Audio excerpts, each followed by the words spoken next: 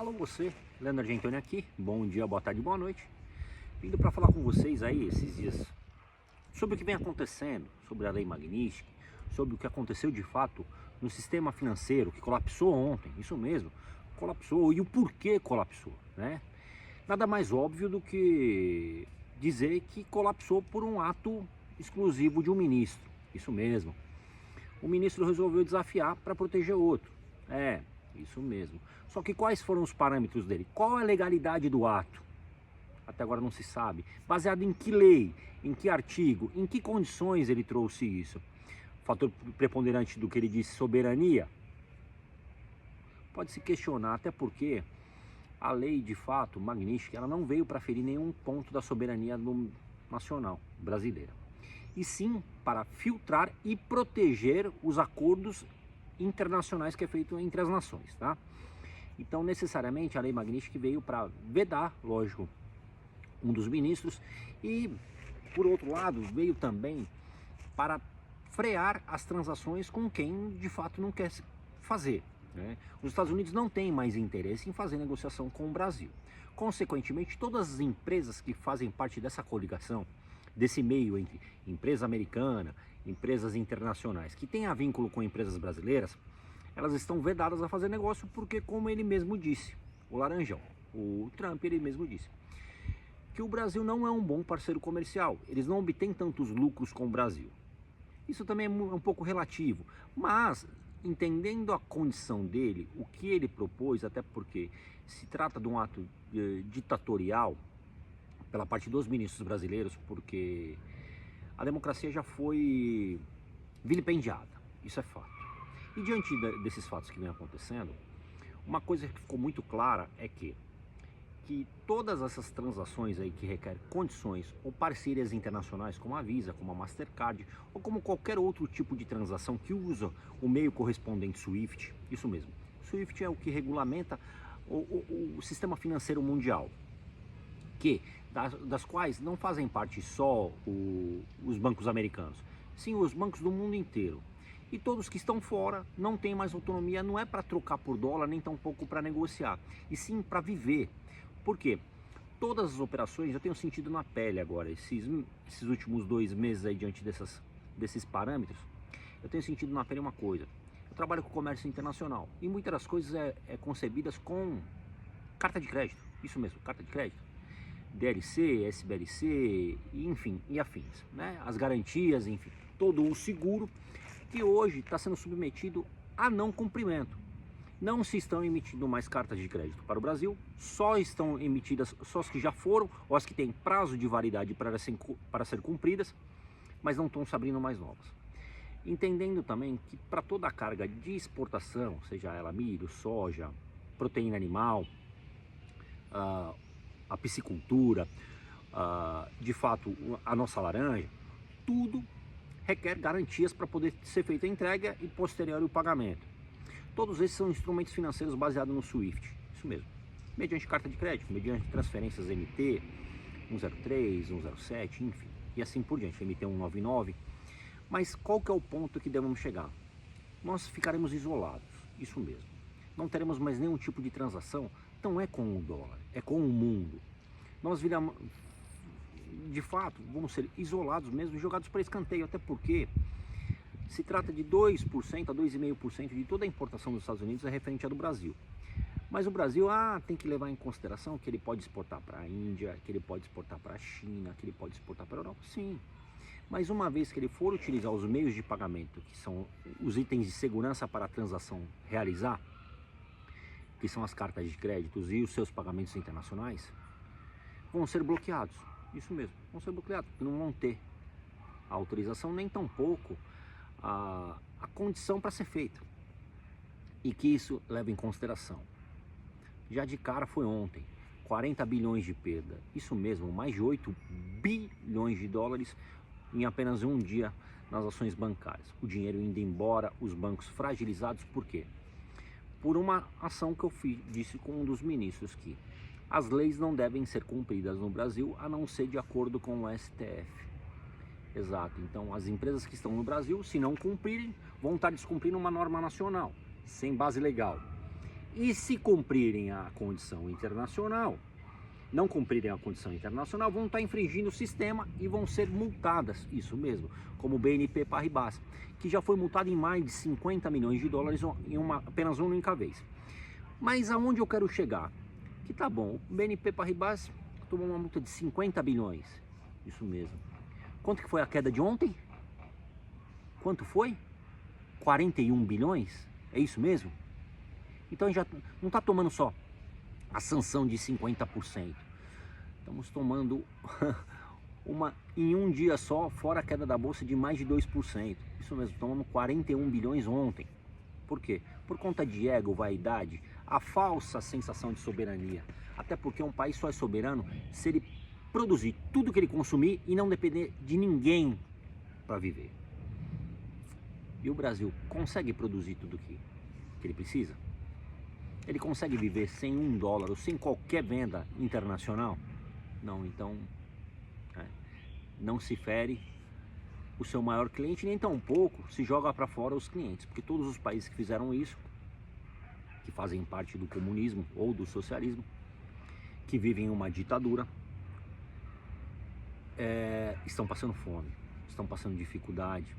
E eu não preciso citar eles, porque, enfim, pouco importa, porque nós vivemos no Brasil e eu vivo de comércio, eu vivo do mercado. E para mim, eu confesso que eu tô assustado. Tenho falado com muita gente de fora e essas últimas reuniões que eu tenho feito a respeito do comércio internacional, eu não tenho autonomia para dizer quanto à condição ou os instrumentos financeiros, mas uma coisa que eu vejo, só poderá ser feito por transferência bancária, transferência direta, ou o famoso Pix, ou a famosa transferência TT. Mas com que segurança do comprador? E qual a segurança do vendedor? E qual que está sendo lastreado um outro caminho? Os criptoativos? Sim, já tem me ofertado compra com criptoativo. Mas e aí? Da onde vem o lastro? Quem garante esses criptoativos? Como é que a gente faz para transformar a carteira? Transformar a carteira primeiro dos criptoativos em dólar e dólar transforma em real para poder pagar os fornecedores e todo o aparato, que é o transporte, o frete e todos os seus insumos para poder realizar essa negociação. Então, assim, aonde eu quero chegar? Que se não abrir os olhos e se não deixarem o ego e a vaidade de lado, os próximos 6 meses vai ser exemplo de retroagirmos mais de 50 anos. Porque tudo que diz respeito à tecnologia, não só no caráter financeiro, assim, herbicida, pesticida, adubo, 95% de tudo isso, do adubo, do herbicida, do pesticida, é importado, é isso mesmo, nós não produzimos aqui. Em contrapartida, será que o produtor, o agricultor, vai investir sabendo que ele não vai ter para quem vender? Ele vai produzir mais? Ele vai acontecer que nem aconteceu a semana passada, quebra de recorde em produção de milho, soja e afins do agronegócio? Será que eles vão reinvestir? Será que eles vão fazer a verdade? Será que eles vão colocar? Não, até porque foi criado um subsídio pelo governo para quem vai ser prejudicado pela taxação. Mas espera um pouquinho, o subsídio é um empréstimo, tem juro envolvido, tem banco. E qual produtor rural hoje que tem uma vida saudável, que pensando no futuro próximo, vai poder pagar, com a garantia de que tem que manter os empregos? Então ele tem que garantir os empregos, ele tem que garantir os impostos e ainda tem que pagar juro de um dinheiro que ele não precisava pegar. Isso mesmo. Porque se a coisa estivesse rodando, ele não tem o porquê pegar dinheiro emprestado. Nem tampouco ele tem o porquê se submeter a uma situação dessa. E aí, para onde nós vamos? Aonde nós queremos chegar? Enfim, até quando vai durar? E aí, o reflexo já foi claro ontem, 41 bilhões de perda. A bolsa caiu mais de 2,5%. E a tendência agora é só piorar. E aí, como fazemos? Porque não é só o mercado internacional que nos estabelece, é o mercado interno também. Porque sem pensar que as indústrias de proteína animal empregam, o agronegócio empregam, as empresas de trator, de insumos, de consumo do dia a dia. Tudo gira em torno do comércio e da economia internacional. Queira você ou não, o nosso algodão é muito importante para as nossas roupas, mas também ele é exportado ou importado. Não somos autossuficientes em produção de arroz, isso mesmo, vamos ter que importar o arroz. E compra de quem? Até porque a Argentina está tendo superávit aí, está mudando o seu cenário. E um dos maiores vendedores de arroz para nós, por incrível que pareça, é a Argentina. E se a gente não tiver como pagar, será que eles vão vender para nós? Enfim, então não é só soja, o milho, o grande produtor, não é só o frango, o boi, é o algodão, é a fruta, é o peixe, é a cadeia completa, sem dizer o diesel.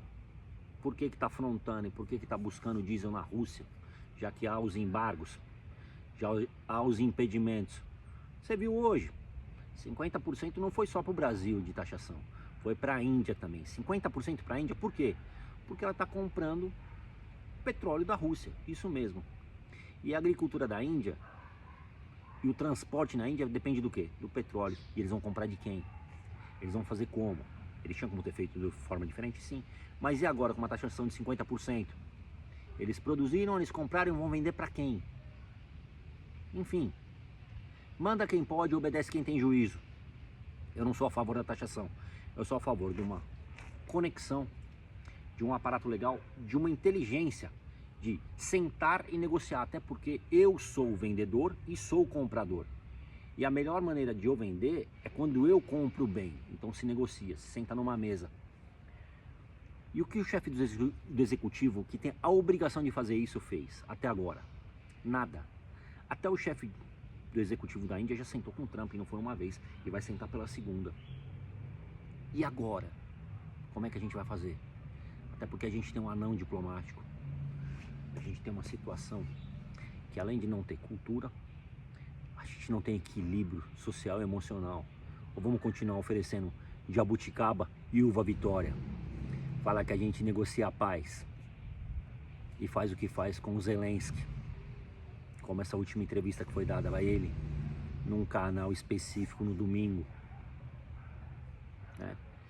E saindo do apoio cultural aos judeus de Israel, que é um marco de fato de paz do Brasil, que participou, que foi um grande representante brasileiro que conseguiu essa façanha. E ficar do lado do quê? Dos ditadores, dos comunistas, dos socialistas. E aí, vamos para onde? Vamos deixar realmente a China dominar tudo e mandar em tudo? Como eu estou em 2 transações com chineses.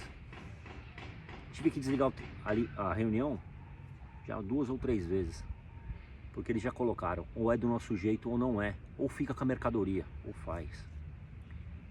Desculpa.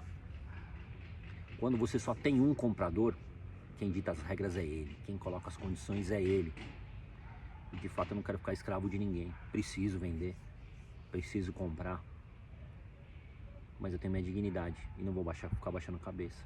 Ego, vaidade, deixa com o chefe do executivo. Eu não.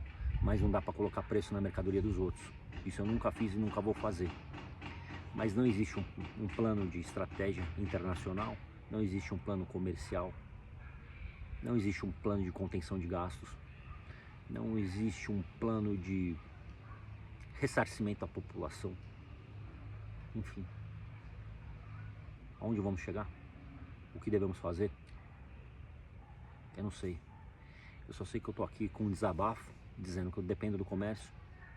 Eu trabalho com comércio internacional, que já não vem bom há alguns anos. E sem reclamações. Mas que está cada dia pior com essas atitudes, essas ações governamentais, essa falta de interesse ou de cultura, ou uma afronta desnecessária, uma vaidade, um ego que não tem limite, que não se cria um plano, uma estratégia, uma ação para poder viabilizar e sentar numa mesa com cultura, com padrão, com conhecimento, demonstrando de fato que o Brasil é melhor, que o Brasil é bom, que o Brasil é a minha terra, é a minha nação, e que produz, que trabalha, que não tem preguiça. E a gente está correndo um sério risco de perder tudo isso. Jogar fora os últimos 50 anos. Isso mesmo, quase a minha idade. Jogado fora. Jogado fora por conta dessas escolhas. Más escolhas ou boas escolhas, enfim. Tem gente que acha que fez uma boa escolha e acha que tem que bater no peito contra os soberanos, em favor da nossa soberania. Enfim, mas o que a gente faz? Como é que a gente fala? Com uma inflação aí descaracterizada, maquiada, porque você sabe quanto você está pagando no mercado, quanto a tua despesa está aumentando, quanto a sua luz aumentou esse mês. Isso é inflação direta, onde você sente.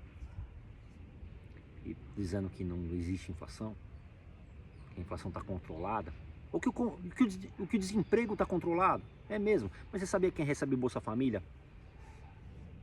não é caracterizado como desempregado? Quem não procura emprego não é caracterizado como desempregado? Os nem que nem estudam, nem faz nada, não são caracterizados como desempregado?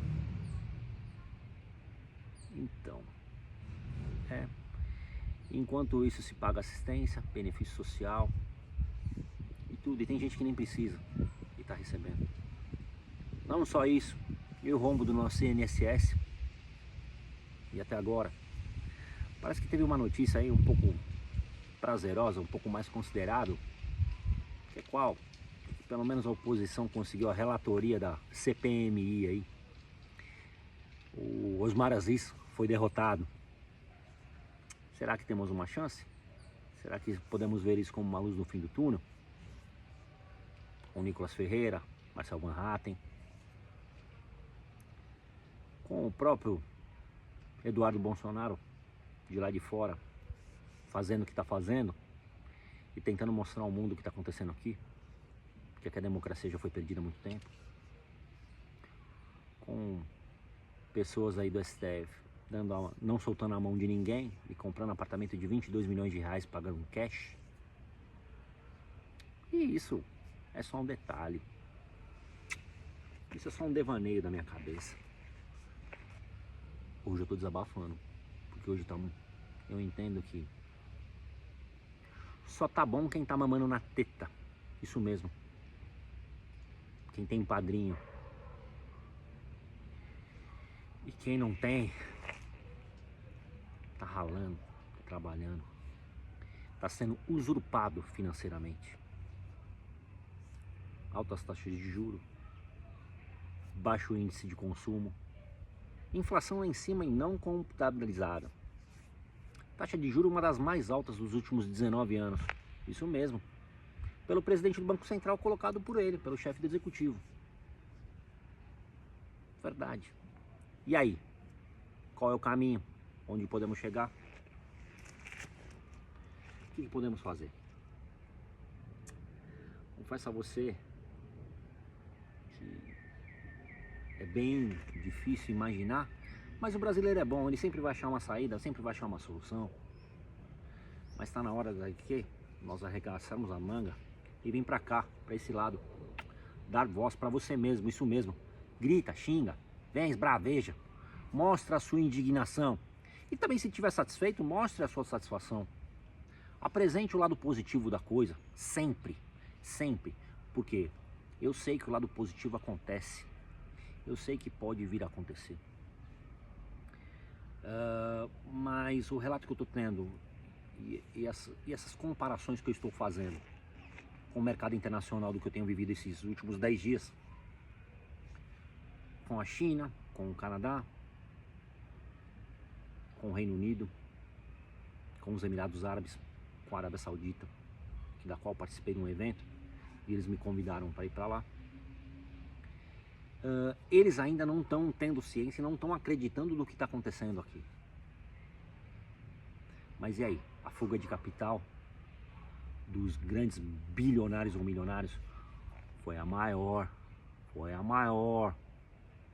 desde a vinda do Plano Real. Isso mesmo, Quem tem dinheiro tá ó. E não importa se vai pagar 6, 7 reais o dólar. Quem tem continua tendo e vai ter para sempre. Até porque ficam falando, mas vai sobretaxar os ricos. E aí, os milionários?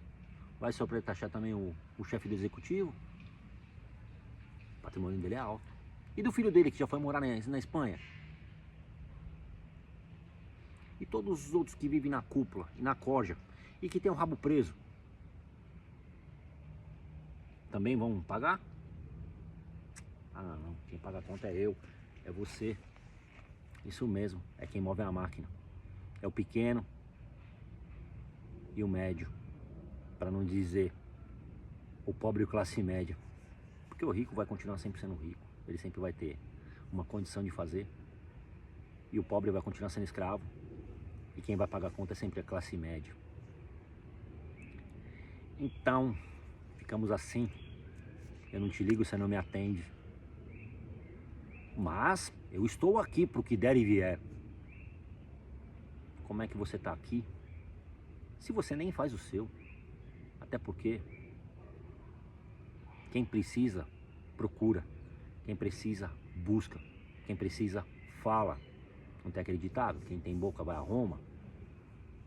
E hoje quem precisa? Quem precisa buscar a solução? Quem está sentado em cima do maior comércio internacional do planeta, o maior comprador do planeta, o maior consumidor do planeta, ou um mero anão diplomático que não representa nem 2,5% de venda numa nação, que pode ser prejudicado pelo mundo inteiro. Porque o problema no código SWIFT e na Magnitsky não é só com os Estados Unidos, é com o mundo inteiro. Porque a Europa não vai querer fazer negócio para poder sofrer represária no mercado financeiro. O Oriente também não vai querer sofrer represária. Enfim, quando a gente der atenção ou noção às coisas, quando a gente menos esperar, todo mundo soltou a nossa mão e a gente vai estar à deriva. Isso mesmo, à deriva. E esqueça, balela, não somos autossuficientes. Precisamos de muita coisa. Precisamos de muita coisa do planeta. Até porque o mundo hoje é globalizado. Sem dizer que podemos ficar sem internet, sem a Microsoft, sem o Gmail, sem o Google, sem inúmeras coisas que você vai conseguir ficar sem. E sem essa comunicação que eu estou tendo com vocês também. Até porque eu vi que o meu engajamento caiu muito. Não sei se tem algum propósito, se tem alguma circunstância, mas hoje eu vim desabafar. Não, se vocês acharem que vale a pena replicar, compartilhar, ou tentar entender um pouco a minha condição, ou o que eu falo, ou se for bobagem também falem. Mas cada dia que passa, tá ficando mais difícil a minha comunicação, e não só a minha, de todos os outros que são liberais, que apoiam a livre economia. Comprar e vender, produzir e vender, empreender, trabalhar. A força do nosso braço, do nosso suor, da nossa inteligência, dos nossos investimentos, das nossas escolhas, que nem sempre são as mais corretas, mas vivemos o risco e nunca deixamos de apostar. Até porque eu sou arrojado. Eu aposto, já perdi muitas vezes. E não tenho medo de perder de novo.